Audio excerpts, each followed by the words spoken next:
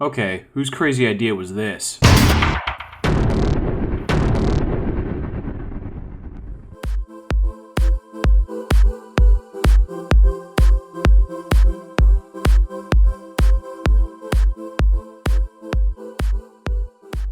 Hey everyone, today marks the first day of trying out my new time blocks, waking up around 4:30 and trying to hit the desk around 5. So it's about 10:30, 10:45? Yeah, 10:45 right now. So about an hour, 5.5 hours into the workday, already finished up 2 content videos this morning and then made sure to check in with the team and reached inbox 0.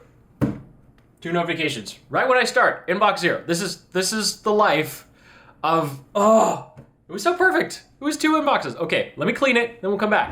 Okay, crisis averted. We're back to inbox 0, at least for now.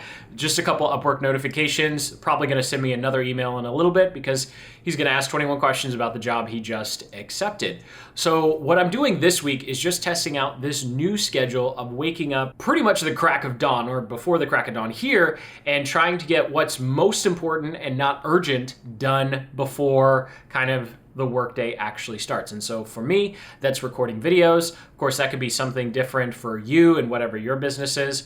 And of course, it could also be the reverse, because I know I talk to a lot of people who say they get most of their best work done at night. So if that's just you staying up late, that's not really me. I think around 7 or 8 o'clock, my productivity just kind of goes like this and my brain turns off. So I might as well just go to bed at that time and try and wake up earlier. So I'm gonna hit the gym for a swim to kind of keep the energy and momentum going, come back here for a meeting with my co-founder.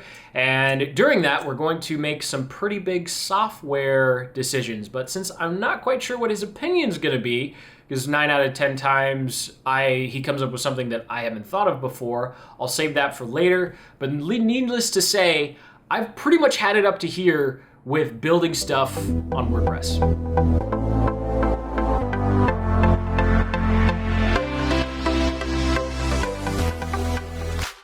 So I went way too hard on that one, but that's how it goes sometimes. Back to work. Hey, where are the lights? It worked in the movie. Let me try one more time. And back to work, time for co-founders meeting. Yeah, so I was having a lot of problems this morning with the video that I was putting together, and looking at the costs, I'm thinking it might make more sense to maybe go with a different solution. What's the cost on everything going on it? So we have, yeah. So after development costs, we have MemberPress, which was $350 a year. Then we have Thrive, themes, that's $220. And then we have Thrive Cart, which I think was like $600 or $700. And then our development costs just for this current round of like fixing stuff was $300. Okay. Yeah. So I mean that's $122 per month. If we divided that by 12 month period, that's $122.50 per month. So yeah, I mean, so pretty much any page builder would be cheaper than what we just did. Yeah. I mean, yeah, you could definitely go that route if we want to. Yeah. So I mean, for $122, I mean, we're dealing with a lot of headache we're dealing with all the headache and still paying $122 per month.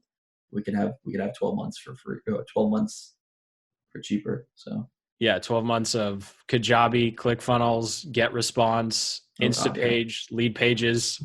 Yeah. Shoot. And it's probably like what, $300 or $400 more in development costs we're looking at just to finish what we have. And plus, I think startup time would be a lot quicker than what we're dealing with right now. So I mean, we could have something up and running within 30 days, where this is it's taking us almost about 30 days to get this going. So yeah, it's taken 2 weeks just to destroy OptimizePress and fix what we had, get back to ground zero.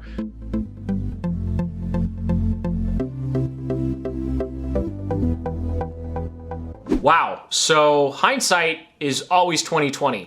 And as simple as that may seem, it's sometimes really hard to pull your head out of the sand and go, wait a second, how much is this actually costing us? And this OptimizePress fiasco has really opened my eyes to the problems of WordPress. So don't get me wrong, I think there's still valid arguments for building all your marketing stack on WordPress, just like there's valid arguments for building your entire marketing stack inside of something like a ClickFunnels or Kajabi. They both have their pros and cons. I think the biggest lesson that we're learning right now is there are some advantages that we thought we had on WordPress that we actually don't. And because of the size of our business, the control that WordPress gives us has actually become more of a headache than an advantage. And so, if we were a lot bigger, $300 or $500 for a WordPress developer to finish all the stuff, that wouldn't be a huge deal. Right now, that's a lot of money and that's a lot of time too, because we have to manage that person. And I'm also thinking about what if 5 years ago when I was just starting, I spent a lot of money, so much money on WordPress developers because I had no idea what the heck I was doing. Now we do know what the heck we're doing. We do know how much things cost. We do know what needs to be integrated. And we do the math and we're like, wow, we could pay for a software as a service and have about a third less of the headaches versus what we're dealing with here. So, and the other thing too is the OptimizePress thing really showed me, and just a quick TLDR, the OptimizePress plugin completely broke on the site and we had to move all the pages off it. It's really shown me that the process that I've had to go from OptimizePress to Thrive Themes and MemberPress and ThriveCart is just as time consuming, if not more, than when I had to go from ClickFunnels, because my first business completely failed and I couldn't afford $100 or $300 a month because I was using the whole Edison suite how many years ago, over to OptimizePress and WordPress.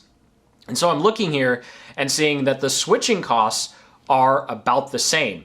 And it's a false sense of control when you have everything on WordPress, because sure, we own the plugin pretty much outright, given the way the licensing works. So we could hire a really good web developer and go in and fix the code, but who knows how long that's going to take? Who knows how expensive that's going to be, versus looking at a solution like a ClickFunnels or Kajabi that's just one and done. So am I saying that, WordPress totally sucks, just go pay ClickFunnels or Kajabi? No, I'm just bringing this up because based on the math and based on my current experience right here in 2019, I would have been a lot happier dealing with the headaches of ClickFunnels and Kajabi, which there are plenty. Those headaches I would take over the headaches we're dealing with now with WordPress. So I have some research and big decisions to make. Of course, I will ultimately let you know which one we choose and the details of why.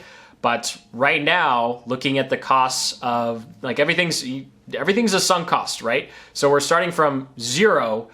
Which one makes more sense for us and our business? I will say, if you're just getting started and you're on a zero budget for whatever reason, then I'll link in the description to the Duct Tape Sales Funnel, because that's all you need. You just need Google Sites and MailChimp for free to build your landing pages. You don't have to pay for anything I'm talking about. But I think if you have $100 or $200 a month to actually spend on your software so that you have more time to create your content, write your copy, run your ads, learn how to run ads, learn how to optimize everything, there's so many other things you could be doing with your time versus trying to save $1,000 a year for just doing everything on WordPress, which is essentially what it comes down to. It's $1,000. So do you have $1,000 to just get a solution and learn all the other stuff that's ultimately more important than the software? Or do you really need to save that $1,000 and you're going to spend weeks, if not months, trying to get this whole WordPress thing to work? Now, this isn't saying that you can't get this to work, right? There are some great YouTube tutorials that walk you through literally everything to get it up and running. I'm just sharing where we are now and what we've experienced and the problems that we're having. It's just been beyond annoying. So I sincerely hope you got some value out of this video. And I know it's not really concluding, but at least we have the math to show you how much it costs us to put together a full marketing stack using WordPress and a SaaS application, because we wound up using ThriveCart instead of MemberMouse or MemberPress for processing the payments. That's a whole nother problem that I don't want to go into. And versus, just paying, $1,100 a year or $1,200 some odd dollars a year for something like ClickFunnels or Kajabi. So the adventure continues because it's never over, but at least I have my math, and it's time for me to figure out whether or not I have to eat my words and go back to ClickFunnels. That'd be kind of weird and embarrassing considering how many negative reviews I've made of it, but only time will tell. So until the next one, keep building the business you love.